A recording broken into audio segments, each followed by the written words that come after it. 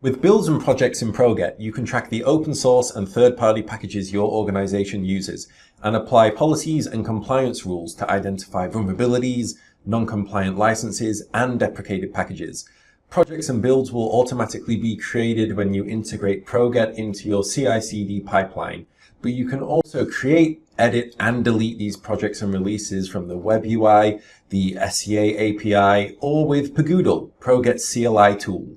A project represents an application, microservice, or other type of software component built with open source or third-party software packages. Apps are usually monolithic, singular entities, which might be easier to release, but are often difficult to scale, compared to microservices, which you can think of as broken down monoliths, modular services which communicate over API calls.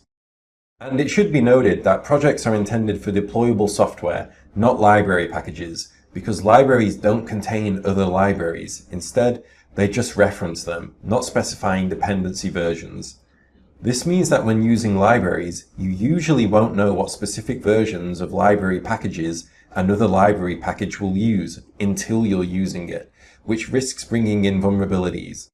However, applications contain libraries, so when a package version is added, your package manager will add that library and find the specific versions of referenced libraries that will work. Speaking of vulnerabilities, by default, projects will use ProGet's global policy to determine whether packages are compliant.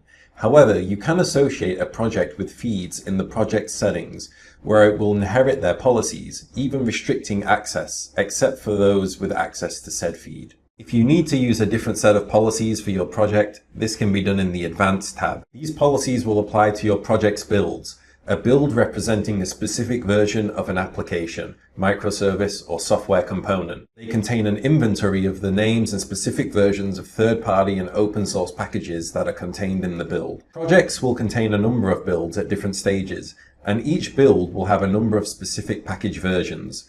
Builds are generally created by a CI/CD server like Buildmaster, and then deployed into a series of test environments before finally going into production. This process is often called a release pipeline, and it can be visualized as a sequence of environments or stages. For example, ProGet visualizes a pipeline like this. You have build, integration, test, and production. With pgutil, you can promote builds between stages, and we'll promote this build prepared earlier from the build stage to the integration stage. We can also audit this build to display a list of all the packages included, their licenses, and security vulnerabilities, like this newtonsoft.json package vulnerability here.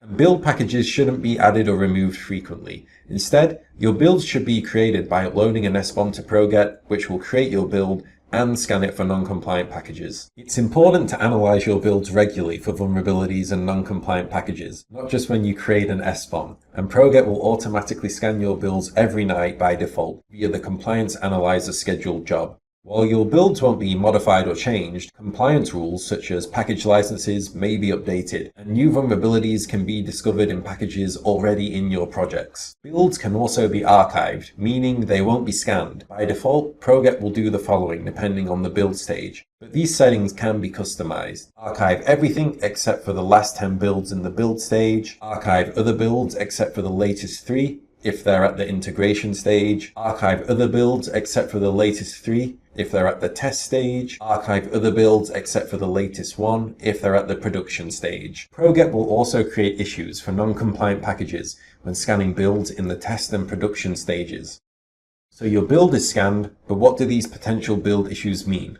When your builds in the test and production stages are analyzed, an issue for each non-compliant package will be created. Non-compliant packages can indicate a potentially exploitable security vulnerability, a package with a license agreement not compliant with your organization's application, or simply a deprecated package you don't want your teams using. Build status will always reflect the worst package in that build. So for example, if your build has a single non-compliant package, then the build will be categorized as non-compliant. Issues are intended to allow human review and override of non-compliant packages. Issues can be fixed in one of two ways. They can be automatically resolved when ProGet scans the build again and the detected package is no longer non-compliant, or they can be manually resolved by a user after determining that the non-compliant package has no impact on the build. You can delete issues, but then they will likely reappear in the next analysis. Builds and projects give your teams a structured way to track the OSS packages used in your applications, and with pgutil, it's quick to scan builds for vulnerable packages and non-compliant licenses. You'll find links in the description to get started with creating builds, projects, and scanning your applications to ensure that they're compliant.